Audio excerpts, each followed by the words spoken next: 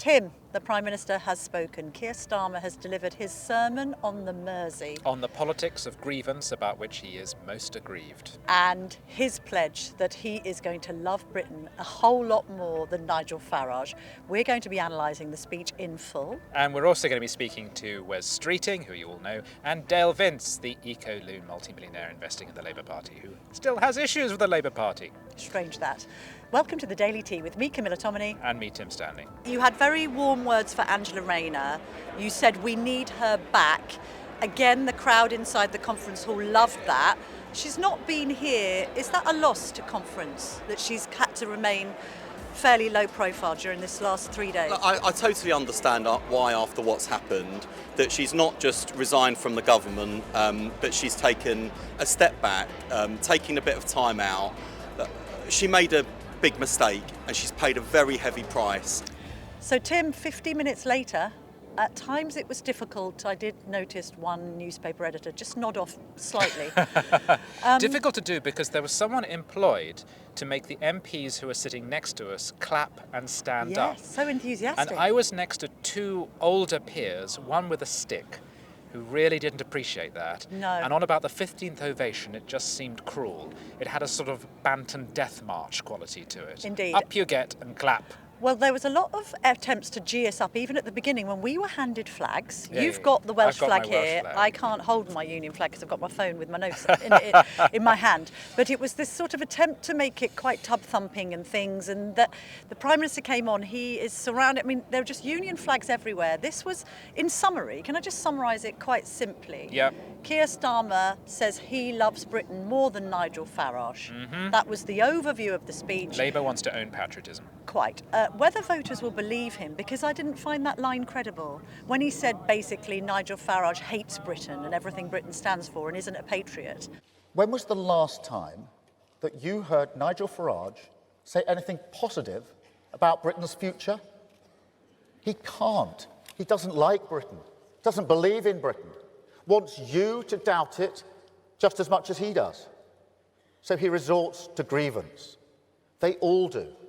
They want to turn this country, this proud, self-reliant country, into a competition of victims, saying to you, to working people, don't trust in each other.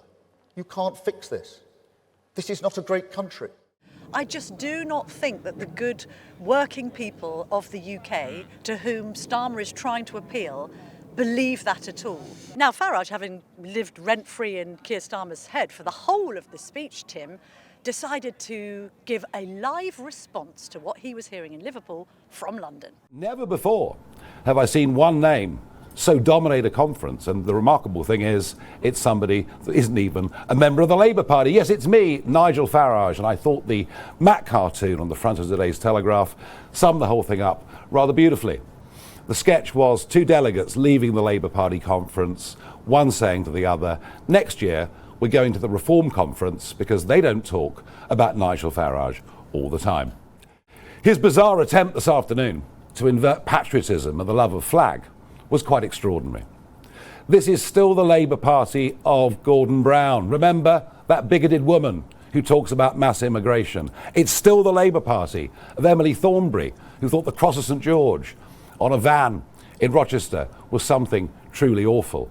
It's a Labour Party that could never accept any sense of English identity, even if it was more tolerant of Scottish or Irish or Welsh identity.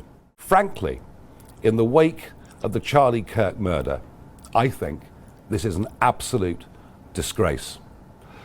I used to think the Prime Minister was a decent man, somebody that I could talk to and chat to. We might disagree on worldview, but I thought he was a profoundly decent human being. I am completely shocked at his behaviour, but I'm sorry to say, I now believe that he is unfit to be the Prime Minister of our country. Well, he's saying that Nigel Farage might want to love his country but sees it in negative terms and wants to divide it and stir it up because that's how he wins votes, isn't it? He's saying that he doesn't see the positive things in Britain, whereas Keir Starmer reeled up a list of people sitting in the audience, people who peeled, cut oranges at half-time. Yes. Painted fences. Yes. And the backbone of Britain, basically. I don't know, wash their own socks. Yes, exactly. Do the washing up. Yes. Load the dishwasher correctly. Because the state can't do everything. All while singing Land of Hope and Glory. But Yes. this is the other claim that I thought was lacking in credibility. There were two attempts to distance himself from Blairism and Blair. And one of them, we'll come on to the other in a moment, which was about half of young people making it to university. We'll get onto that in a minute. But it was this claim that some of Britain's problems link back to the global financial crisis, that what happened was Britain should have renewed, but instead it was overly complacent. That's a direct criticism, not just of Blairism, but Brownism, I thought. And then he said we need to move away from the era of globalisation. We place too much faith in globalisation, the establishment across so many institutions, in hock to its lazy assumptions, that immigration is all we need to give us the workers. Infrastructure will always be there because we built it decades ago. The world always on hand to give us the goods. It doesn't matter if our industry leaves. Doesn't matter if we don't train our young people. Doesn't matter if wealth creation is hoarded by just a few communities. Well, again, is that credible when this is the man that once declared he was more comfortable at Davos than in Westminster? Yes. And now he's sort of trying to paint himself in a massive George's cross, when really I think the flag flying in his head has always been a European one, Tim. I'm sorry, but that's my view of it. I think he is a patriot and I think he does love Britain, and I'm not trying to take that away from him. But the claim that he loves it more than Nigel Farage, I think is going to be tested at the ballot box. The thing with Keir Starmer is that a leopard never changes its spots. And in fact, this was a speech that in parts we'd heard many times before, including when about the halfway mark, he mentioned his father. But there's another cause that we must also take up, conference. It strikes to the heart of what we stand for and who commands our respect. People like my dad. I think by now you know what he did for a living. But then again, do you? Do you really know the skill, the craft, the precision that goes into tool making? Now, It's worth noting the rhetorical disconnect between Starmer and the Hall on the point about his father. When he says, you may know this about my father, that he was a tool maker, and there was a sly joke in there. But then Starmer says, but do you know about him? Yes. And he meant that most sincerely. That was his cue in the speech to start talking about how his father had dignity and how he wasn't respected. But the audience started laughing. Yes. Because they, like the rest of the country, are sick of this particular leopard talking about this particular spot, which is their father. Yes. And likewise, with Keir Starmer, he's always working against the Keir Starmer we really know. So as you say, when it comes to things like the EU, well, he was the man who was pushing Labour to be in favour of a second referendum. Yeah. When it comes to Corbyn, he's the man who worked with Corbyn. And as you mentioned on Davos as well. So when he talks about renewal of the country, what he's really engaged in is renewal of himself and renewal of Labour. And adapting himself to the changing face of the electorate. Yes. And the changing face of the electorate is increasingly keen on cracking down on immigration. Yes. Now, on one hand, I thought it was quite a depressing speech at times. It was droning on. We were all, getting a little bit down in the dumps. It was reminding me, as we're in, the city that gave birth to the Beatles, of the long and winding road. There's a long and winding road ahead, and this person navigating it is, again, sorry, I'm going to really labour this point, but the nowhere man. Mm-hmm. The man who we can't quite pin down. What does he believe in? What is, in fact, the Beatles' lyric? Let me read it now, because I thought, this is Starmer in a nutshell. Doesn't have a point of view, knows not where he's going. Yeah. So we're being navigated down the long and winding road and preparing for things to get even worse, not better, by a man who seems himself directionless. Yes. And that's so problematic because everything he does is reactive, not proactive. Yes. So yes, I think when he talked about immigration, let's talk about him referencing the woman he met in Oldham. That was a very interesting story, that he had met a lady who he was told had strong views on immigration. And again, he introduced this character with that kind of sly laugh, as if you know the kind of nutcase I mean. Soon after I became an MP, I went to Oldham for a by-election up there. I was taken to a street to meet a woman who I was told had strong views on immigration. And then he says he sat down with her and she insisted on showing him photos of her attending her neighbour's wedding, her neighbour being Asian. And then she started complaining about the East European men who'd moved into the area who sat on her wall and spat on the floor, etc. And he says that's when the penny dropped and Keir Starmer realised that she was seeking permission from a Labour politician to talk about immigration by emphasising that she wasn't racist because she assumed that Labour assumed that she was racist. That's a very interesting story, but again, it just makes me think, you did think that, didn't you? You did think before that. you went into that meeting. This is the trouble. No one, if there's anyone to blame for making working class people feel like they were racists and bigots for expressing concerns about immigration, it's the Labour Party. We saw it with Gordon Brown's treatment of Gillian Duffy, another constituent who, awoken the Prime Minister's mind to a different kind of thinking. So, again, I don't think that point necessarily landed. And by the way, Starmer did once describe, many moons ago, admittedly, immigration policy per se as inherently racist. And now he's calling for controlling the borders. Well, he's doing that again. It's reactive politics. It's in response to reform. Yes. It's worth considering what he thinks he's trying to do. He sees the country at a turning point when it could go down the road of racism and division. He's saying to the party, we mustn't allow that to happen. So let's own patriotism, put forward a positive vision of the Britain, which is about a modern and inclusive Britain, rather than the divisive and nasty one that the right wants. And he's attaching to that the warning to conference that if you then push policies which undo the fiscal rules and lead to economic crisis, then it'll be the right that benefits. That all these people we agree we really don't like, they're going to be the winners out of that. I think one of the great contradictions, and this has been a conference of contradiction, because it's about a party that's in power trying to pretend things are going great when it's also trying to address the fact that they're really not. Part of the contradiction there is he's talking about the right playing a politics of grievance.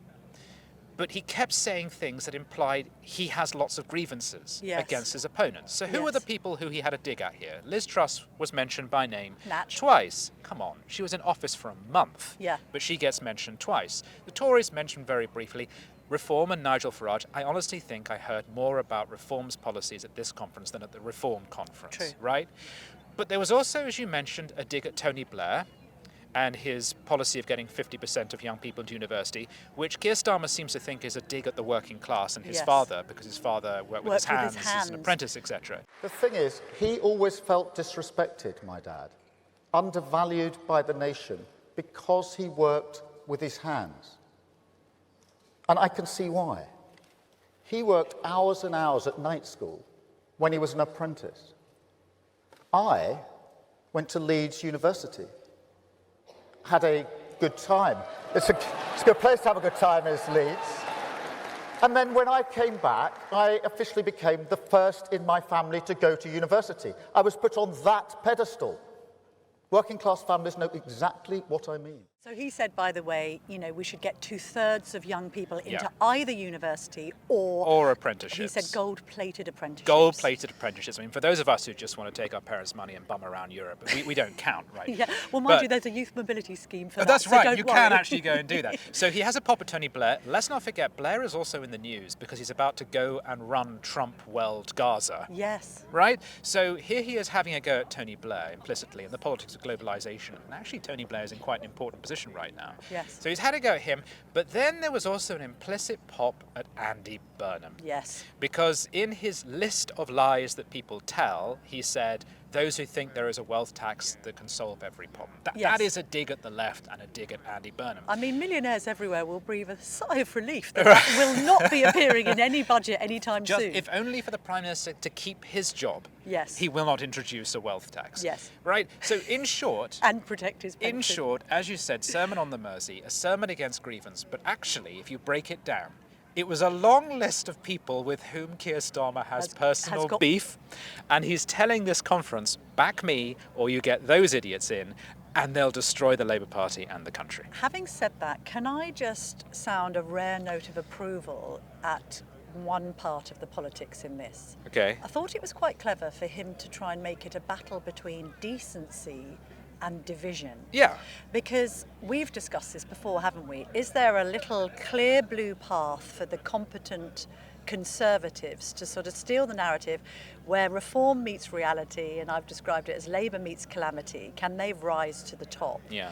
And I think it was quite clever to basically say, compared to Nigel Farage, we're decent and he's actually quite grubby. Yeah. Now, that does appeal to both Tories that can't bring themselves to vote for reform Yeah. and Labourites who are dissatisfied with the current status quo, Yeah. maybe flirting with the Liberal Democrats. You know, that was a bid, that was a kind of like quite naked appeal to moderate, I suppose, left of centre people. And that's why he barely mentioned the Lib Dems and the Tories, because he wants this to be a straight choice.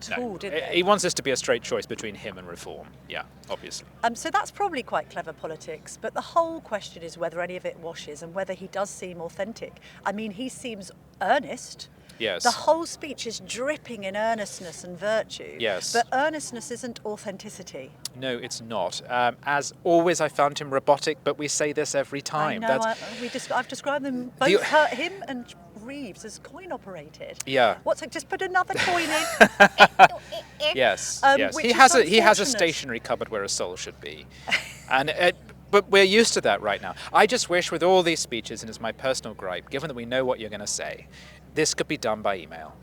Yes. Right. Did we need to Speak be for there? 5 minutes and then send the salient points to us in an email so that we can analyse it later in the comfort of our own Indeed. homes. Although, to be fair, he was quite popular in the hall. I mean, there were very many standing ovations. Yes. This didn't seem from the inside as it looks from the outside. Yeah. So on the inside, they were warm towards him. He did yeah. gee up the crowd. And a lot of this conference has been about telling members, we are doing good. Yes. But those same members, in a critical rebel motion about Israel, voted overwhelmingly with union support to label what's going on in Gaza a genocide in rebellion against the national leadership. So just as some of the stuff that the leader is saying we can't quite believe is true, similarly, some of the stuff that the delegates are clapping, they don't believe to be true either. No. And as always happens with a party in power, a lot of the people you see here are business people, affiliates. They're not necessarily delegates. So when you're talking to people, the same happened with the Tories. You're never quite sure if you're hearing something from the horse's mouth or if you're actually hearing someone who's here on behalf of Bupa. You mentioned Bupa there, Tim. There was another announcement from the Prime Minister, this idea that we should all be seeing doctors in our own homes. Yes. On an iPad. I was like, oh my God, we can see doctors in our own homes. This is amazing. District nurses we're going back to the 1980s. Yes, it was finally. Faragean talk. But oh no. It's online. Which you can pretty much do already. I mean, his point is that why can't you speak to a specialist in London down the phone? That's fine. But particularly when you're older, especially when you have a debilitating condition, the last thing you want to do is be fiddling around with electronics. And some conversations, are much better when they're in a private office between two people. Indeed. And I think people hear that kind of announcement and they don't feel like something's being added to the service. No. They think it's one more way around giving them the personalised service. No, they think something's being taken away. So it's quite extraordinary that he kind of championed that and everyone's going, oh. Now, one of the other rivals to Keir Starmer is undoubtedly Wes Streeting. We were both in his speech earlier. He performed brilliantly, I thought. Yeah, much better speech. So we've liked the Home Secretary Shabana Mahmood and we've liked Wes Streeting's speech. We might just be saying that because they were leaning more right, and so do we. Yeah, maybe. But I genuinely think that in policy terms they're where the party needs to be, and I think also the delivery was much better, where Streeting was shorter, sharper, punchier. And to me he sounds like he not just wants to defeat Nigel Farage, he wants to thump him. Yes. Which is probably emotionally where the delegates are. But who would win in a fight between Farage and Streeting? Oh, Wes Streeting would. You reckon? Oh, yeah. Oh, I thought you were going to say Farage. Interesting. Maybe that's one for a Telegraph charity appeal at some point in the future. Right. But we did catch up with the Health Secretary after he left the conference, after he got actually a standing ovation for what he said, and this is what he told the Daily Tea. Wes Streeting, the Health Secretary, joins me now, fresh from your speech. Very good oration. You got a very good reception in the hall. Is Nigel Farage living rent-free in your head? You mentioned the Reform leader a lot. You said he's selling snake oil and no one's buying it, except 30% of the population are trying to buy it. They want to vote for this man to be the next PM.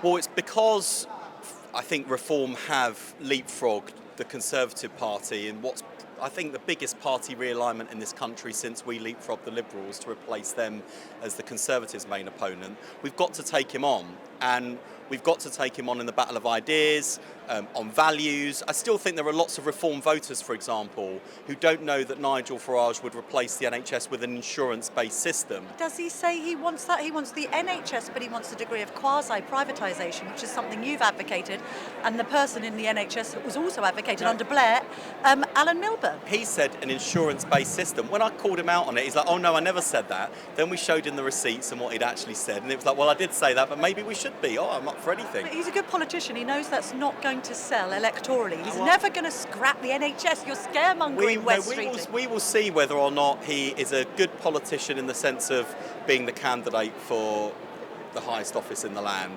Like what I would absolutely credit Farage on is he's a formidable campaigner, and he has made a huge impact on British politics and our country's future because of the leadership role he played in the Brexit referendum. So I don't underestimate him, but that's why I'm going after him. And the Labour Party's going, we're taking him on. I'm going to make sure he's met his match. He's not going to get away with doing to our country what he's got away with in the past. All right, fair enough. The other thing that struck me about your speech earlier was that you had very warm words for Angela Rayner. You said, we need her back. Again, the crowd inside the conference hall loved that. She's not been here. Is that a lost conference, that she's had to remain fairly low profile during this last 3 days? I totally understand why, after what's happened, that she's not just resigned from the government, but she's taken a step back, taking a bit of time out. She made a big mistake, and she's paid a very heavy price. And I genuinely think it was an honest mistake. And, you know, I want to make sure, I mean, we need all of our best players on the pitch. And she is someone who's fought for everything she's built in her life. She is someone whose values, I think, have driven a number of big successes of this government so far. And you saw the reaction from the crowd. You know, we need her back playing a part and finding her voice again. You've made this quite difficult for the Prime Minister, because you're a warm-up man, but you're a difficult act to follow. He's going to have to deliver a barnstorming speech later, isn't he? And he will. Like, the thing about Keir Starmer, he has been consistently underestimated. They said he couldn't win the Labour leadership, he did. They said he couldn't change the Labour Party, he did. They're now, they said he couldn't win a general election, he did. And now they're saying, oh, well, he's not going to succeed as Prime Minister, but he will. Well, he's consistently disliked at the moment. That's the problem, isn't it? It's a difficult time to be in politics. Firstly, our profession is probably just below tax collectors, estate agents and traffic wardens. In and terms journalists. Of the, and lawyers. Journalists. Well, actually, the sad thing is, even your profession is more popular than ours. But I think that the side of him that I see, the decency, the real commitment to public service is what the country will see when he makes his speech today. Wes Streeting, thank you so much. I know you've got a lunch to run to, so I appreciate you joining us. Nice to see you. Take care. You asked him there about Angela Rayner. What he said in his speech, which was so positive and got the delegates on their feet, was, according to Number 10, an ad-lib. So yes. I infer from that not something Number 10 had approved of. When we first arrived, we were discussing on the pod whether or not Angela Rayner might show up. She didn't in the end, but she said she was with us in spirit. Yeah.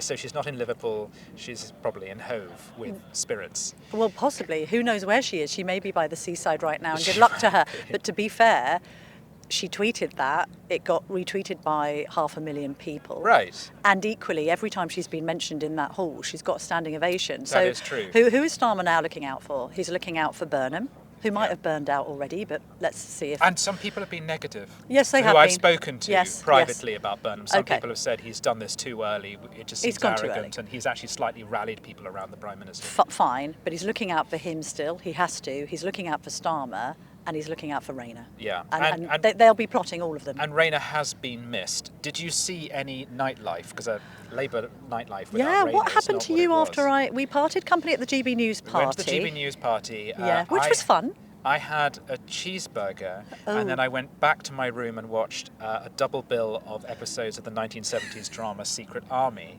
What had is some wrong Valerian with tea and you? went to bed. What did you do? Okay, so I left the GB News Party and then had a brief segue where I hooked up with Tony Adams, Not the literally. former, well, not literally, no. No. But we're both happily married, Tim, thank you.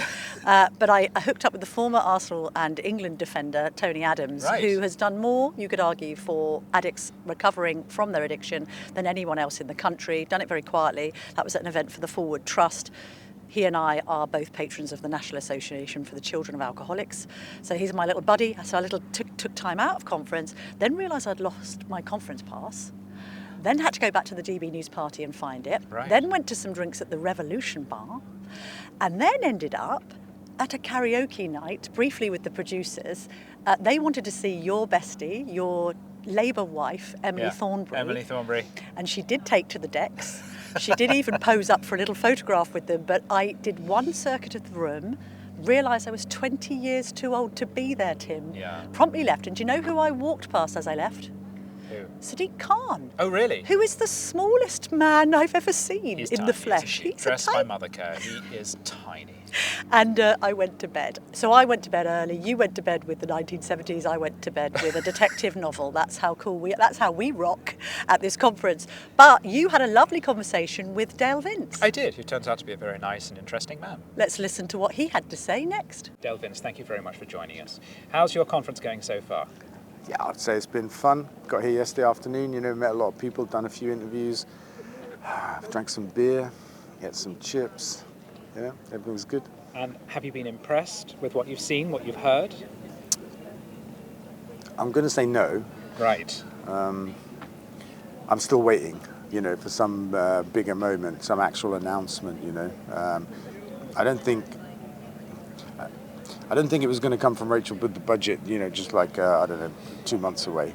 Like on child poverty, for example, on wealth tax. They're the kind of big things I was hoping to hear today. Mm-hmm. She said ahead of her speech that she didn't think we needed a standalone wealth tax. And I was a bit disappointed, but then I realised standalone is wriggle room. What does that mean? Right. So on tax, she's not ruling anything out. No. But at the same time, she's not making commitments. Mm-hmm. What would you ideally like to hear from her?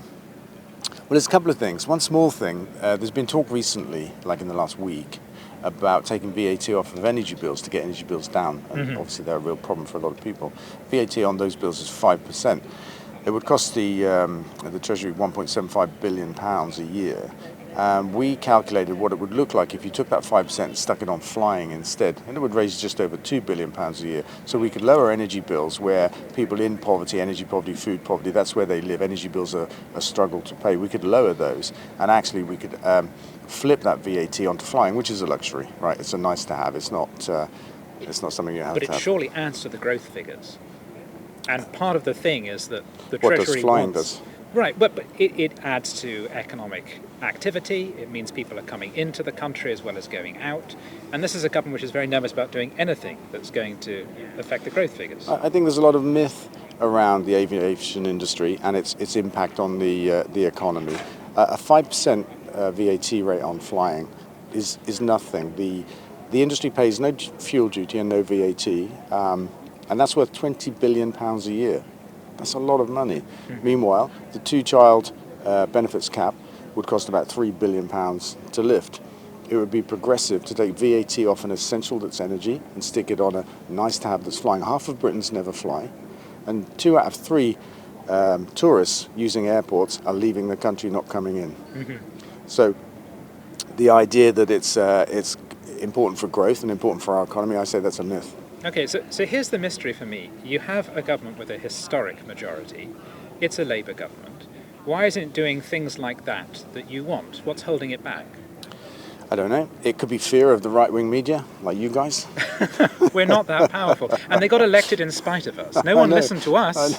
We told people not to do it. But genuinely, I think they're afraid of the kind of torrent of right-wing, headlines and commentary, the narrative, from the right wing. All Labour have done that, and all Labour are going to do this, coming after your pension.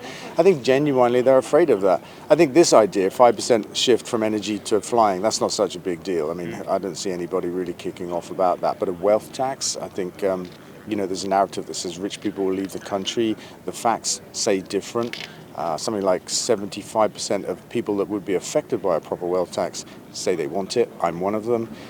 So I don't know really. We published a poll called the Gigapoll, the biggest poll ever undertaken in Britain, 50,000 people wide and 80 questions deep. And it gives some real insights into what people think on wealth taxes, on the environment, on immigration and stuff like that. And I think there's a disconnect. There's a narrative being portrayed by people like Farage, some right-wing papers, not yours obviously, that paints a picture of our country that's not true, and a picture of our people that's not true. And that's why we commissioned and published this poll. I would say the right-wing media can't be that powerful if when you poll people, they actually take left-wing positions on economics. Well, here's the thing. I'll give you an example of how the right wing have had an impact. On net zero, 51% of the country think that we have to do it. We have to get to net zero. It's important for them and for their children and so on. 49% are worried that we can't afford it. Now, that's a Nigel Farage narrative right there. I would say it's a reasonable concern. I mean, doesn't it make some sense that if it's about transition, that's going to cost money?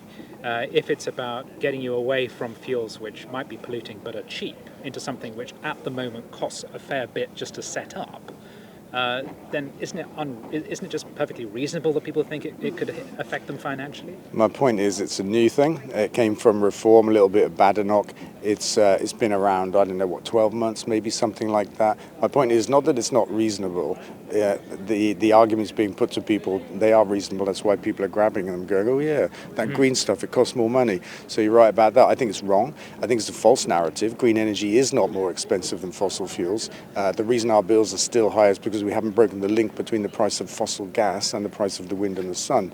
So it's a false narrative, but it's a compelling one. In her speech, Rachel Reeves said that being fiscally prudent wasn't something she was doing in spite of being Labour's, because she's Labour. It's in Labour's DNA, Sure. Right?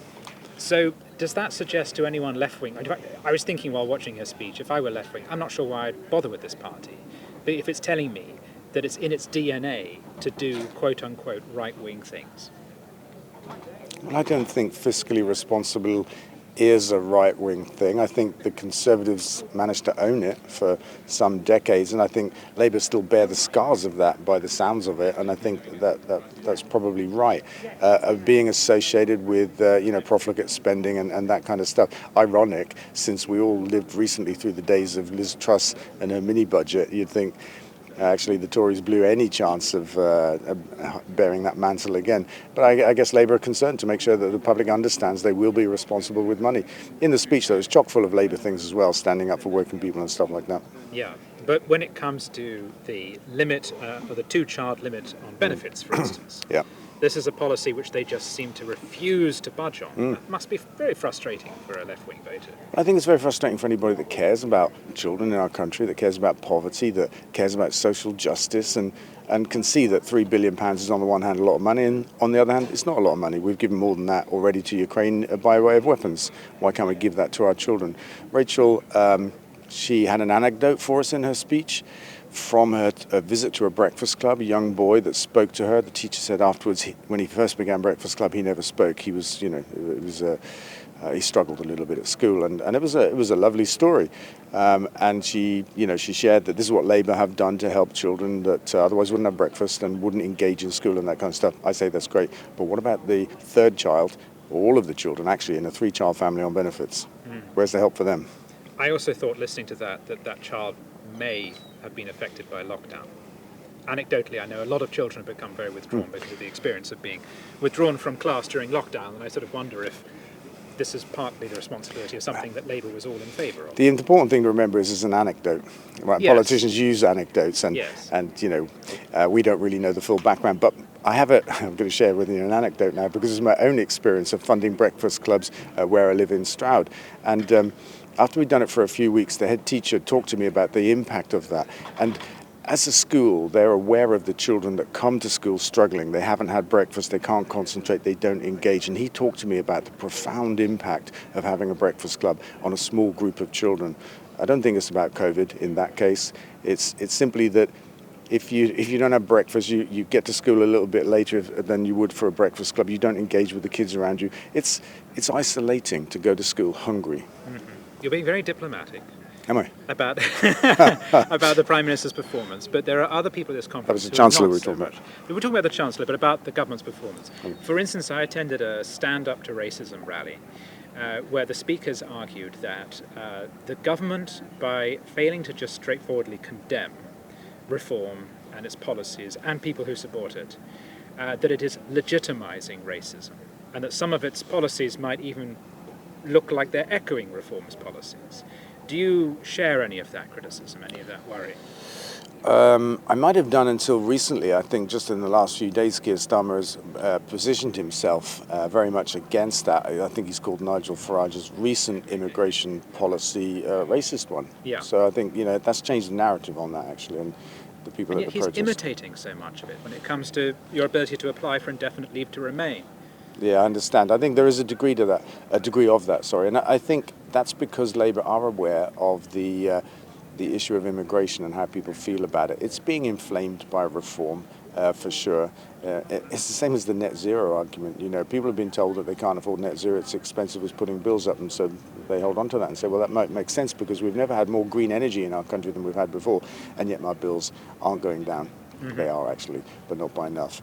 And I think with immigration, we're told that immigration is the cause of all of these problems that we can see in our country, and that's a compelling reason for a lot of people in our country. And I think Labour are aware of that, and what you see is Keir Starmer trying to address that by talking up policies that try to deal with those things, and it has to be in a similar kind of way, doesn't it? It just has to be. Do you think reform is racist? No doubt. Nigel Farage is racist. We see that in his history. His party members are racist. I mean, that's what the R is for in reform, isn't it? Do you not? No, I wouldn't agree with that. I think you can be in favour of controlled borders and even less immigration. It's not about that. I think his policies are racist, absolutely. And you know what? It's a kind of a divide and conquer, stoke division kind of play on people's fears kind of pitch. You see the rally that Tommy Robinson and the right wing had in London a couple of weeks ago. Which is not affiliated to Nigel Farage. I'm sure it's not. No, I'm sure that it's not. I'm sure. I don't mean that. But what I'm going to say is this: the message is standing up for our women and children, right? Protecting women and children. I mean, that's an incredibly. I don't know what to say about it. It's 3 out of 5 of the people arrested at that rally had a history of domestic abuse. By the way. So it's hypocritical in many ways, but it's a distraction. It's pointing at the wrong thing. Immigrants aren't responsible for violence against women and children. That's not a thing.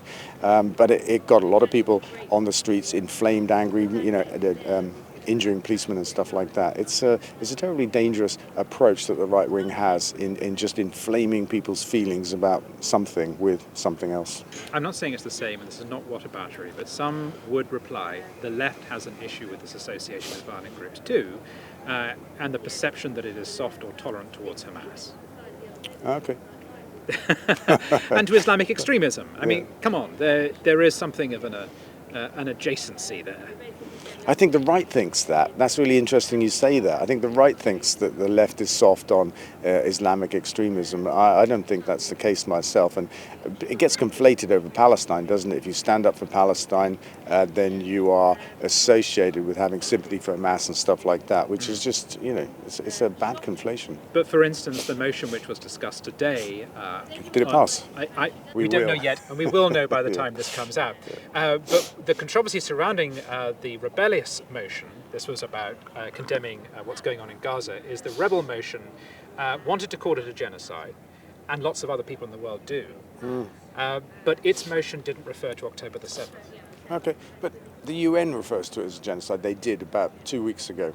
They published a finding that genocide is happening in Palestine. That was unequivocal. But it's the failure to recognise, it's a failure to recognise the moral importance of October the 7th. That's why the motion is particularly controversial. I don't really understand that. You've got 1,000 deaths in an atrocity, a terrorist atrocity. Okay, we can all see it, and governments around the world have condemned it, and that was 2 years ago. And then you've got an ongoing live genocide with ethnic cleansing, the mass starvation of millions of people, children being sniped in different body parts on different days of the week, according to the surgeons that receive them into what's left of the hospital system there. What's happening there is an ongoing live, right now, atrocity on a vastly bigger scale than what Hamas did on October the 7th. So why do we have to keep referring to October 7th? Because we need to understand the moral context of what's going on. If you don't refer to it, then we forget that the difference is that I disagree what Israel has done. I have argued many times in columns that it should cease. But one must recognize why it is doing what it's doing, that is an act of war. It is not, what Israel is doing is not just a terrorist attack. It is a response to something, and it has a legitimate right to self-defense, which is why one has to contextualize its action by acknowledging October the 7th. There's no context for genocide and ethnic cleansing, there isn't, and you can't call this self-defense. We're way past self-defense. 90% of all homes in Gaza are destroyed. The place looks like the face of the moon. Still, they bomb the shit out of it every day. I mean, there is no context, there's no justification. What's happening is not self-defense. It's gone beyond even simple revenge. We're talking 160,000 deaths and injuries versus the 1,000, so it's 160 times bigger just on the count, but not the destruction count and not on the starvation and all the other bad things that are happening. You shouldn't conflate the two. If you feel that strongly about this, how do you feel about the Labour government refusing to call it a genocide? Well, I haven't heard that they have. I heard the counter motion, or I don't know which way. Yeah, let's say the counter motion, called didn't say it was genocide. I forget what I was told it said, but that it might be genocide or something like that. You know. Do you know what the wording was? But it wasn't clear that it was genocide, which is the problem, that the other side particularly had. But look. I don't know the current government position. If you go back a couple of months, then Keir Starmer said it's not been proven that it was genocide. It's not been found in court, therefore he wouldn't call it that, and he's a lawyer, and you might think that makes great sense. But the thing about genocide is by the time it gets to court and there's a ruling, years have gone past, and the act has been complete. The UN have found genocide based on what they've seen right now. It's not a court finding, it's a UN finding. I think that's important, and I would hope that our government comes out and backs that up in the future. Are you going to continue to support Labour, or are you at all tempted by Green or your party, which have got a sort of momentum? There's something exciting about them. Greens in particular. No, Polanski, he's a very charismatic figure. I like the Green Party, and Zach is a Green populist in the mould that I am. This is something that I set out to do a few years ago, to talk about green stuff in a more engaging, populist way. And I think we need to do that on the left and the green side of life. Zach is like a breath of fresh air in that case, and the Green Party have become exciting. But can they win a general election? I don't think so. And therefore, it's a very simple calculus. It used to be actually more simple. It used to be Tories or Labour, which one of them will form a government. And for me, every day, it's a Labour government, warts and all, right? Because I won't agree with everything that they say and don't say and so on. But always a Labour government. And right now, Tories, will they come back from the dead? Who knows? Your party, will they become something? I honestly, I don't think so. They've had something of a false start over the name, over the membership list. I know, it's been entertaining. But that leaves you with reform. Will it be reform that get big enough to threaten Labour? I mean, I don't know how it's going to go. But your party, bless them. I think the name's wrong. Well, it ain't my party, that's for sure. That's right. Would you be tempted to leave the country if reform won? No. No. You'd stay and fight. Yeah. You'd form a green resistance. Yeah, I suppose so. I'd carry on doing what I'm doing, which is to show that the green economy works. I've been running green businesses for like 3 decades. I formed the world's first green energy company. I've been leading on energy, transport and food, and how we get to a green economy, create the jobs and all the great benefits that are there for us to be had in this new industrial revolution. I'll stay here and do that. Dale, do you think Andy Burnham might be a better Prime Minister than Keir Starmer? I don't. You don't? Okay. And final question we always like to ask as a people in the Daily Tea. If you could have a cup of tea with anyone in history, who would it be? In history? Maybe Margaret Thatcher. Really? Yeah, because I tell her a couple of things. I have no idea, honestly. I should tell you a few things as well. She probably would. She probably would. And she would pour. Dale Vince, thank you very much. Pleasure. Just before we go, as we've done before on the Daily Tea, we had some fun with Jacob Rees-Mogg. Oh, good. What's not to love about parachuting Jacob Rees-Mogg into a gang of protesters frothing at the mouth outside this Labour Party conference in Liverpool, get a top former Tory in his double-breasted suit and have him debate those he disagrees with. So he did that on a lawn outside, and I caught up with him afterwards. Jacob Rees-Mogg, my fellow Daily Tear, you've taken on the challenge here. You're sort of invoking Charlie Kirk in making the arguments on behalf of conservatism against quite a lot of opposition here. Was that the intention? Why are you here? No, I'm here because the Daily Telegraph invited me. It's as simple as that, and I thought it would be fun. I think you're being too philosophical and flattering me, actually. Well, I'm not trying to flatter you, but what I'm saying is you don't mind making the argument, and some of that's been lost in current discourse. No, of course I don't mind making the argument. I enjoy good debate, as do most people, and it's been really nice. Lots of people come up who disagree with me strongly, and we've had very civilised conversations. People put their point, I've given them time to put their point. Sometimes I've thought they had a good argument, so it's been fascinating to do and very friendly. I don't think there are more than two genders. How responsible do you feel? I don't think we really need to take any lessons from Tories. I think that's nonsense. People can think they're Napoleon if they wish, but it doesn't make them Napoleon. Jacob, you're a parody of yourself. Come and have a chat. Recognising Palestinian statehood is a reward for terror. Tell me some good arguments that were made that may have swayed you in your opponent's direction. Oh, well, I chatted to somebody about Keir Starmer's leadership, and he pointed out that he'd done very well with Donald Trump, which is a fair point in an otherwise pretty hopeless leadership. But that seems a fair point. And a lady I spoke to called Gabrielle was saying that I was talking about abolishing the Equality Act, that perhaps you do need special protection for people who suffer from anti-Semitic abuse and things like that, and I thought that was a good point as well. Just for the background noise explanation, Steve Bray's here, your bestie, the Stop Brexit man, and he's playing very loud music, which you'll be familiar with because I know you love popular music. Well, earlier he was playing something from the Wurzels. Oh. I've got a brand new combine harvester, I'll give you the key. I've got 20 acres and she's got 40. Anyway, yes. Enough of that. I had a friendly chat with Steve. I've had lots of friendly chats with Steve over the years. What did Steve say to you? Oh, I can't remember. It's always the same. Basically that you are always to be blamed for Brexit. Oh, probably something like that. He said he's 10 years in the past, Steve. He needs to get a new campaign, doesn't he? I did say to him that he should be very pleased with Brexit because it gave him something to do. That's true, gave him a job. Let me just get your reaction to one little story that's heating up a little bit.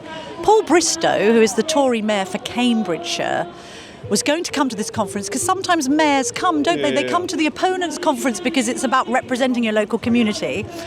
But he tweeted something which was a little bit disparaging about the leadership and how it was all going, and he had his conference pass rejected. I think that's not unreasonable, actually. I think that if you're going as a mayor in the few days before the conference, you have to recognise that you're going in an apolitical way, and you've got to be a bit careful. It's an infringement of his freedom of speech, is it not? No, it's a private conference. You don't want a comedian turning up, do you, and handing a P45 to Sir Keir Starmer, as I seem to remember once happened to Lady May. Good point. And speaking of the Tories, are you going to conference? I know you're no longer an MP. You're still a member. I'm still a member, but no, I'm not going next week. Why? The Telegraph hasn't asked me. Hasn't anyone asked you? I've had a couple of fringe events, but nothing of great substance, nothing of great pith and moment. You see, because every year that you were an MP, you had that lovely dinner. I came to many of them. I know, it's a pity. You'll be twiddling your thumbs while everyone's in Manchester. No, I'll be doing my GP News programme as usual. Very good point. But I just thought you might want to stage a Jonathan Ashworth-like assault on conference. He's very much setting out his stall that he wants to be re-elected, and I assume you do too. So I assumed you might want to press some constituency flesh. Do you know, not many people go from the local associations in recent years. It's a great shame, but it's been more of a corporate fest than association members. Let's round this up now because somebody's taken to the microphone and is singing badly in the background. Do you recognise this song? I do, yes. Who's it by? ABBA. It's ABBA. Am I right? You say you're not one for popular culture and you're all over ABBA. I know about the Wurzels more. Jacob Rees-Mogg, thank you very much for joining me on the Daily Tea. And just to say that we can watch this whole festival of debating on the Telegraph's YouTube channel. Thank you very much. Could I just share something with you that I did find funny after doing that interview? So, he needs to run for a train, as we're about to do now. Yeah. And there was a bag full of sandwiches and crisps. And then we offered him, a choice. We said, would you like a meal deal? Yeah.